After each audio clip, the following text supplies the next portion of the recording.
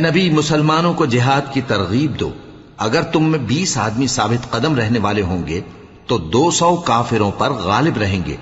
اور اگر 100 ایسے ہوں گے تو 1000 پر غالب رہیں گے، اس لیے کہ کافر ایسے لوگ ہیں کہ کچھ بھی سمجھ نہیں رکھتے۔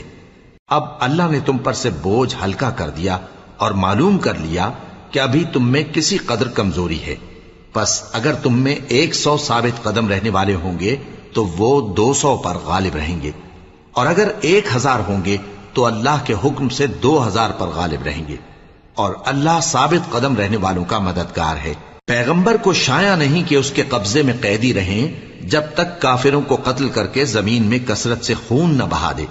تم لوگ دنیا کے مال کے طالب ہو اور اللہ آخرت کی بھلائی چاہتا ہے، اور اللہ غالب ہے، حکمت والا ہے۔ اگر اللہ کا حکم پہلے نہ ہو چکا ہوتا تو جو فدیہ تم نے لیا ہے اس کے بدلے